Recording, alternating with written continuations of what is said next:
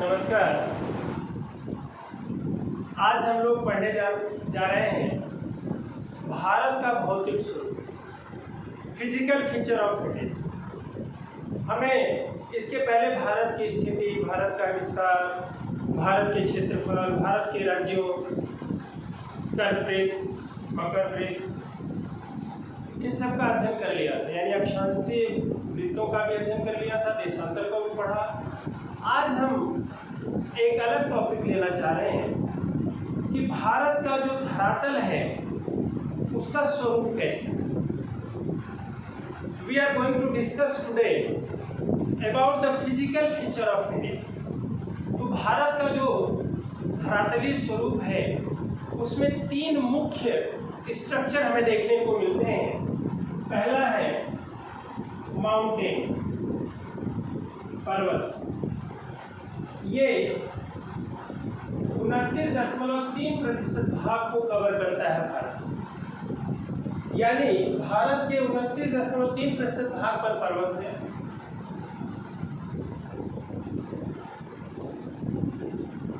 27.7% भाग पर पठार है और 43% भाग पर मैदान है। ये एक विस्तृत विभाजन है भारत के धरातल का, लेकिन अगर हम इसको थोड़ा सा और छोटे भागों में बांटें तो भारत को हम 6 भागों में बांटते हैं, जिनका वर्णन हम एक एक करके करेंगे।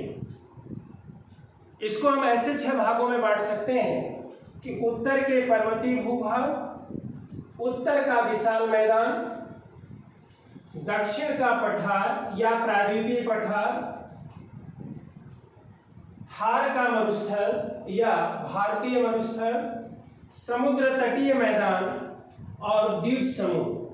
यानी हम भारत को 6 भागों में बांटकर पढ़ेंगे और इनको हम डिटेल पढ़ेंगे, क्योंकि इनसे प्रश्न बहुत पूछे जाते हैं और इसकी नॉलेज होना बहुत जरूरी है हमें। तो हम इस भारत का अध्ययन जब हम धरातल के आधार पर करने का प्रयास करेंगे तो इसमें हम थोड़ा सा मैप को बड़ा बना लेते हैं ताकि हमें इसका अध्ययन थोड़ा क्लियर दिखे। थोड़ा सा पार्ट हम लेते हैं केवल।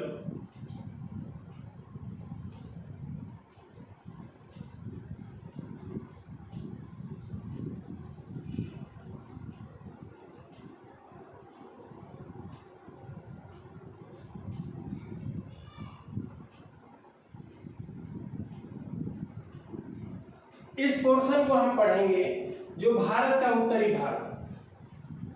देखिए, भारत के उत्तरी भाग में in the northern side of India हम देखते हैं कि एक धरातलीय स्वरूप है जिसको हम कहते हैं उत्तर के पर्वतीय भूभाग, नॉर्दर्न माउंटेन एरिया।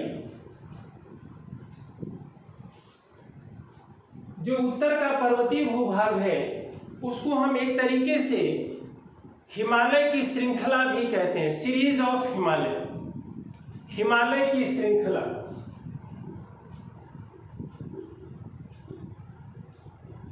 देखिए, यहां पे हम एक चीज आपको बताने का प्रयास करना चाहते हैं कि जब हम किसी पर्वत को पढ़ते हैं तो पर्वत को पढ़ते समय कई सारे शब्द इस्तेमाल किए जाते हैं, जिनका हम यहाँ पे उल्लेख कर देते हैं, बाद में हम उसको मिटा देंगे।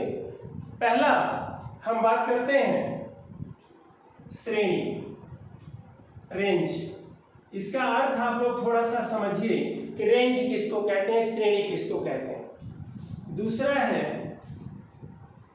श्रृंखला,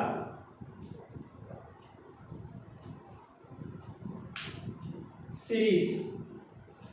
अब इनका अध्ययन हम आपको करते समय बता दें। जैसे मान लेते हैं ये कोई पर्वत जो एक क्रम से लगा हुआ है, तो एक लाइन की जब हम बात करेंगे तो इसको हम कहेंगे श्रेणी, रेंज। लेकिन जब ये कई लाइनें, कई श्रेणियां, कई रेंजेज एक क्रम से एडजस्ट हों, तो उनको हम कहते हैं श्रृंखला। तो हम हिमालय की श्रृंखला पढ़ेंगे, तो श्रृंखला तब कही जाएगी जब ये श्रेणियां एक क्रम से नजर आए, उनको हम कहते हैं सीरीज। लेकिन जब यही श्रेणी थोड़ा सा अलग अलग ढंग से हो, यानी उनका कोई क्रम ना हो, तो हम उनको कहते हैं समूह, ग्रुप। यानी एक श्रेणी, दो, तीन, इनका कोई क्रम नहीं है, कि एक क्रम से नहीं है, तो हमको कहते हैं पर्वत समूह, माउंटेन ग्रुप। अब एक प्रश्न इसमें और आता है कि अगर हम पर्वत को देखेंगे, किसी पर्वत श्रेणी को देखेंगे, तो हम ये देखते हैं कि पर्वत की ऊंचाई एक समान ना होकर इसकी ऊंचाई ऊपर नीचे हमें नजर आती है। अब जैसे हमें ये श्रेणी इस आकार में नजर आएगी, देखिए ऐसे, इसका मतलब क्या है? ये पीक है, चोटी है। जैसे हम कहते हैं कि हिमालय के इस श्रेणी में इतनी चोटियां, चोटियों का मतलब पीक। तो अगर हमें ये हो गया चोटी यानी पीक, इसको पार करने के लिए अगर हमें मान लेते हैं किसी पर्वत को पार करना है, तो स्वाभाविक हम उस स्थान से गुजरना चाहते हैं जो कि कम ऊंचा हो। तो जिसको, जैसे मान लो इस पर्वत को हमें पार करना हो, तो हम उस स्थान से जाएंगे जहां पे ऊंचाई कम होगी, और उसको हम कहते हैं पास, दर्रा। तो दर्रा हो गया।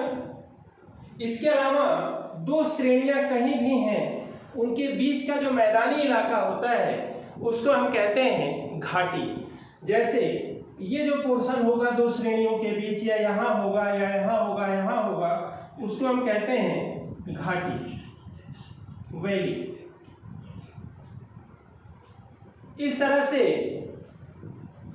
ये शब्द जो है हमें अगर आते हैं तो हमें पढ़ने में बहुत आनंद की अनुभूति होगी। जैसे आप देखिए, एक लाइन है तो श्रेणी कहेंगे, लाइन क्रम से है तो हम उसको सीरीज या श्रृंखला कहेंगे, अगर वो बिना क्रम की है तो हम उसको समूह कहेंगे, अगर शिखर है, पहाड़ ऊंचा वाला स्थान है, हम उसको ऊंचे वाले स्थान को चोटी कहते हैं या शिखर कहते हैं। हम गुजर सकते हैं जहां से, वो दर्रा कहलाता है। दो श्रेणियों के बीच का जो भाग है वो घाटी कहलाता है। इन शब्दों का प्रयोग हम जब यहाँ पढ़ने जा रहे हैं तो वहां हमें मिलेंगे और उनका एक एक करके हम अध्ययन करेंगे। देखिए, ये भारत का उत्तरी क्षेत्र है।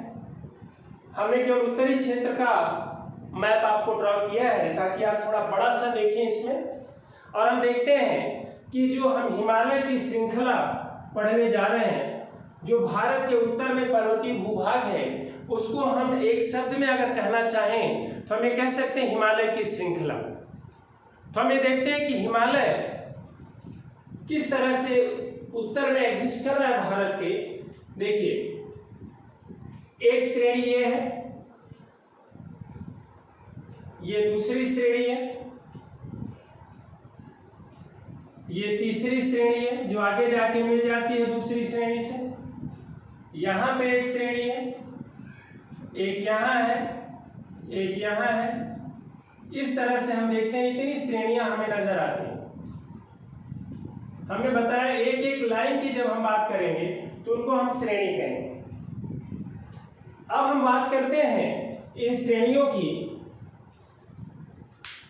तो देखिए आप, ये जो श्रेणी है इसको हम कहते हैं महान हिमालय, जिसका वर्णन हम बाद में करेंगे। महान हिमालय के उत्तर में हम तीन श्रेणियां पाते हैं। यह है काराकोरम, यह है लद्दाख और यह है जास्कर। काराकोरम, लद्दाख, जास्कर, ये तीनों ही श्रेणियां एक गर्त है, रिफ्ट है, या हम कह सकते हैं कि गहरा क्षेत्र है, जिसको हम कहते हैं इंडस सचर जोन, या हम इसको हिंज लाइन भी कह सकते हैं, हिंज लाइन। इस हिंज लाइन के द्वारा ये तीनों श्रेणियां महान हिमालय से अलग होती हैं और इन तीन श्रेणियों को हम कहते हैं ट्रांस हिमालय।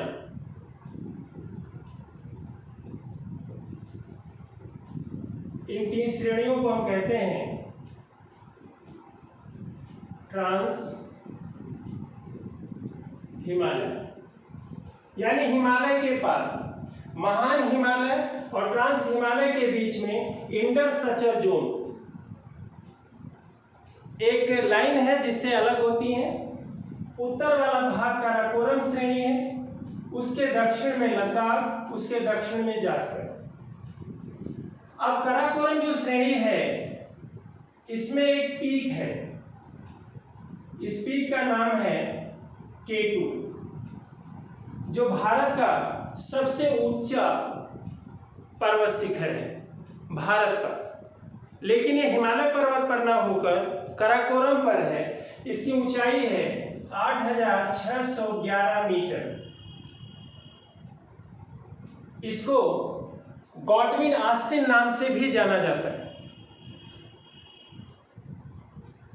इसी पर्वत शिखर के बगल में एक ग्लेशियर है जिसका नाम है Siachen glacier.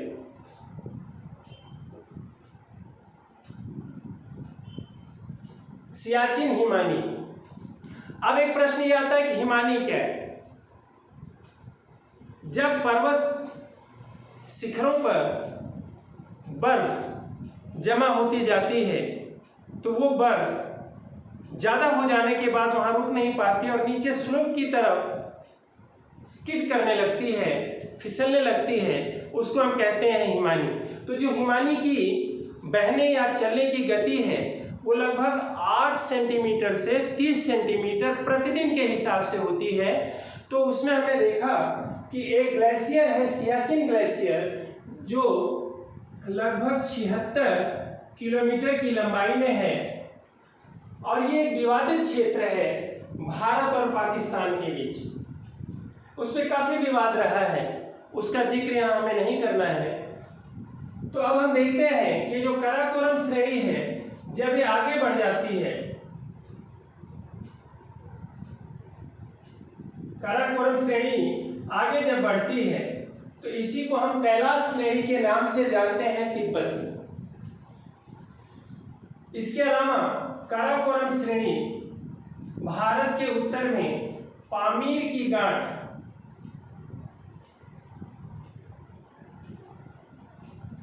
North of Pamir से जुड़ा हुआ है जिसको विश्व की छत भी कहा जाता है।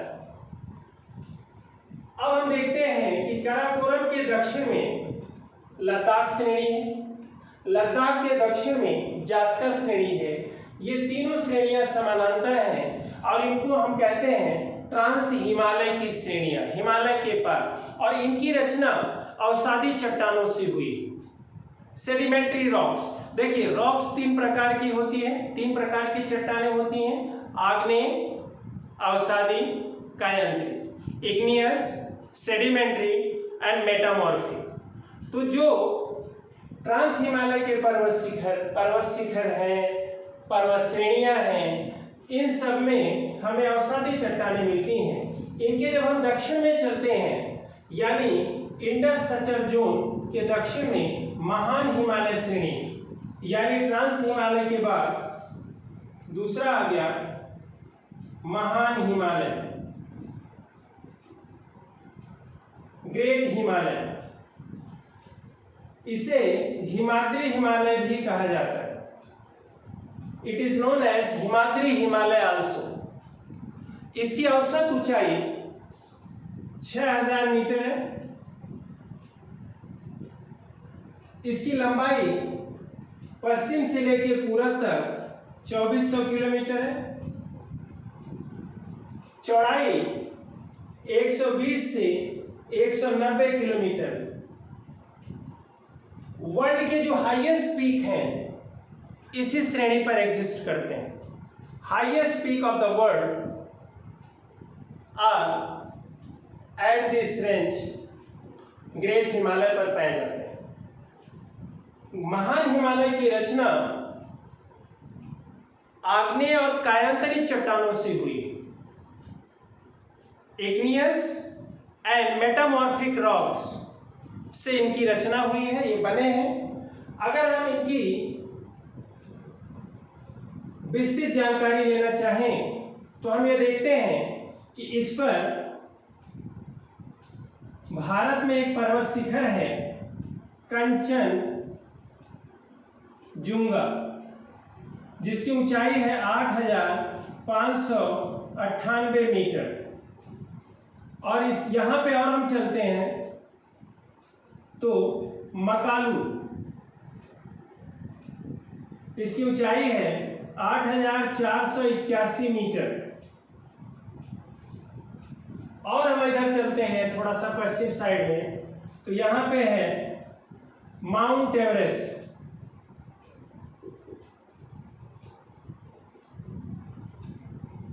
8,848 मीटर माउंट एवरेस्ट की ऊंचाई। और पश्चिम में चलते हैं तो हमें मिलता है अन्नपूर्णा, धौलागिरी, इस तरह से पर्वत शिखर हमें मिलते हैं। यानी विश्व के ऐसे पर्वत शिखर जिनकी ऊंचाई 8,000 मीटर से ज़्यादा है वो सिर्फ और सिर्फ महान हिमालय पर ही पाए जाते हैं। इसके अलावा एक और प्रश्न इसमें आता है कि भारत की सबसे ऊंची चोटी कौन सी? तो हम कहते हैं K2, गॉडविन ऑस्टिन। लेकिन ये चोटी हिमालय पर ना होके काराकोरम पर है। इसलिए अगर ये प्रश्न पूछा जाए कि भारत की सबसे ऊंची चोटी हिमालय पर्वत पर कौन सी है, तो हम कहेंगे कंचनजुंगा। लेकिन अगर ये पूछा जाए विश्व का सबसे ऊंचा पर्वत शिखर कौन है, which is the highest peak of the world, तो हम कहेंगे माउंट एवरेस्ट, जिसकी ऊंचाई है 8,848। किसी बुक में आपको 49 मिलेगा, किसी में 50 मिलेगा, 8,850 भी लिखा मिलता है। तो हम ये देखते हैं कि माउंट एवरेस्ट महान हिमालय पर तो है, लेकिन वो नेपाल में। तो अगर आपसे प्रश्न पूछा जाता है विश्व का सबसे ऊंचा पर्वत शिखर, माउंट एवरेस्ट। हिमालय का सबसे ऊंचा पर्वत शिखर, माउंट एवरेस्ट। भारत का सबसे ऊंचा पर्वत शिखर K2, जो काराकोरम पर है। किंतु भारत का हिमालय पर सबसे ऊंचा पर्वत शिखर तो हम कहेंगे कंचनजुंगा, जो हिमालय पर भी है और इंडिया में भी। इस तरह से महान हिमालय के बाद हम बात करते हैं, तीसरा जो डिवीजन है वो है लघु हिमालय, लेसर हिमालय, या इसको हम मध्य हिमालय भी कहते हैं। इसकी औसत ऊंचाई है 3700 से 4500 मीटर। Average height 3700 to 4500 metre. ये महान हिमालय और इसके बीच में एक फाल्ट है, एक दरार है, एक गहरा क्षेत्र है, जिसको हम कहते हैं main central thrust. Main central thrust Hindi में भी यही लिखते हैं।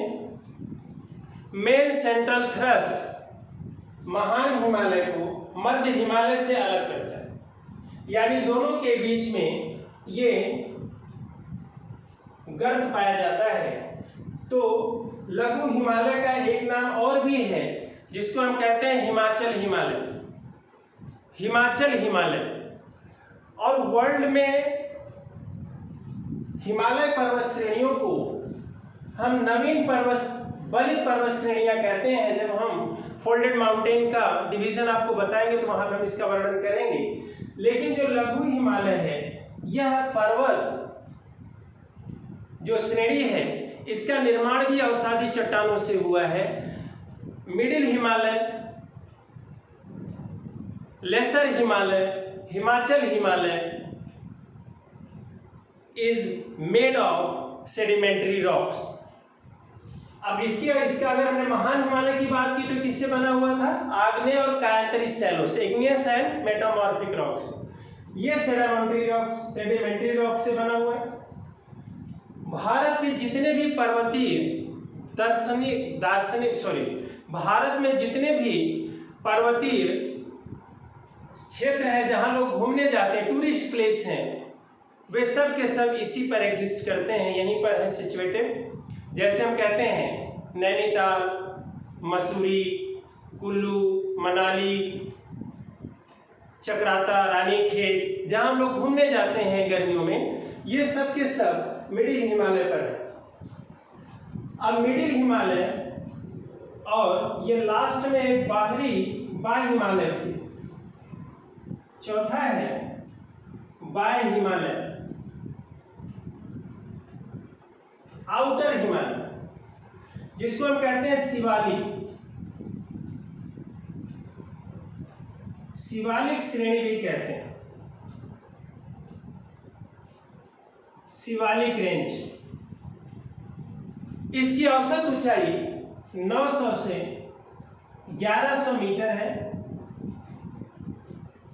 देखिए, चौड़ाई की बात हमने लघु हिमालय की तो ये लगभग 80 किलोमीटर चौड़ा है, वहां हमने थोड़ा छोड़ दिया था। इसकी चौड़ाई है 10 से 50 किलोमीटर इसकी चौड़ाई है, औसत चौड़ाई है, जो आगे जाकर के मध्य हिमालय में मिल जाता है। यानी हिमालय की 3 श्रेणियां यहाँ नजर आती हैं, आगे जब हम बढ़ते हैं तो यहाँ आके 2 श्रेणियां नजर आती हैं। देखिए, ये है हमारा बाह्य हिमालय या शिवालिक श्रेणी, जिसकी औसत ऊंचाई है 900 से 1100 मीटर, जो मेन बाउंड्री थ्रस्ट के द्वारा लघु हिमालय से अलग होता है। अब यहाँ पे हम एक जिक्र और करना चाहते हैं कि ये जो बीच का भाग है मध्य हिमालय और बाह्य हिमालय या शिवालिक श्रेणी के बीच, इसको पश्चिम में कहते हैं दून और पूर्व में कहते हैं द्वार, जैसे देहरादून और हरिद्वार, तो इस तरह से 3 श्रेणी हमने देखा। ये समानांतर श्रेणियों का अध्ययन हमने किया, लेकिन हिमालय का एक डिवीजन और भी है जिसको हम कहते हैं प्रादेशिक विभाजन, रीजनल डिवीजन ऑफ हिमालय, जिसको हम क्रम से इधर से पश्चिम से पूर्व की तरफ चलते हुए पढ़ते हैं। देखिए, इसको हम कैसे पढ़ेंगे।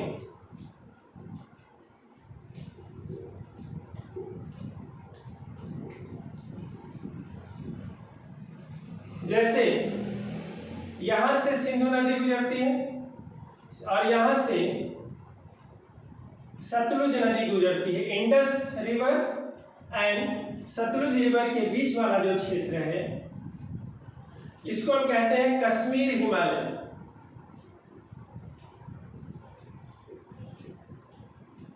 या पंजाब हिमालय में इसको कहते हैं। इसकी लंबाई है 560 किलोमीटर और इसकी महत्वपूर्ण विशेषता यह है कि हिमालय की चौड़ाई सबसे ज्यादा हमें कश्मीर हिमालय में मिलती है। अब ये सतलुज और काली नदी यहां से प्रवाहित होती है, काली रिवर। सतलुज और काली के बीच का जो क्षेत्र है, इसकी लंबाई है 320 किलोमीटर और इसको हम कुमायूं हिमालय के नाम से जानते हैं, कुमायूं हिमालय। काली नदी और यहाँ से तीस्ता नदी गुजरती है। काली और तीस्ता नदियों के बीच का जो क्षेत्र है वो नेपाल हिमालय के नाम से जाना जाता है। ये 800 किलोमीटर लंबा है और नेपाल हिमालय की ऊंचाई हिमालय के अन्य क्षेत्रों की तुलना में ज्यादा है। अब यहाँ पे तीस्ता नदी है, तीस्ता रिवर। तीस्ता नदी से ब्रह्मपुत्र नदी जो अरुणाचल प्रदेश और असम से होकर गुजर रही है, इनके बीच वाला जो क्षेत्र है वो है 720 किलोमीटर लंबा और इसको हम कहते हैं असम हिमालय। असम हिमालय, जिसकी लंबाई तीस्ता से ब्रह्मपुत्र नदी के बीच है। अगर हम बात करें कि यहाँ पे कुछ पर्वत श्रेणियां हमें और नजर आती हैं जिसको हम उत्तर पूर्व की श्रेणियों के नाम से जानते हैं, तो इसका नाम है मिसमी पहाड़ी। यहाँ पे पहाड़ी है जिसका नाम है पटकोई, मिसमी पटकोई, नागा पहाड़ी, और मिजोरम में है मिजो पहाड़ी। इसके पूरब में हम देखते हैं कि आराकानयोमा की पहाड़ियां हैं। आराकानयोमा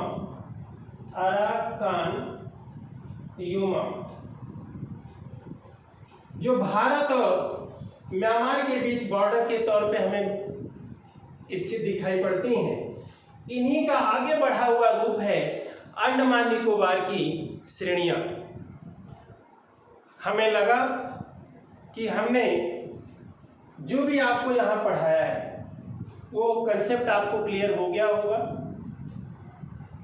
अगर ये कंसेप्ट आपको क्लियर हो गया होगा तो आपको थोड़ा आनंद की अनुभूति जरूर हुई होगी, और इस आनंद का भागीदार हमें बनाते हुए आप इस चैनल को जरूर सब्सक्राइब करेंगे। धन्यवाद।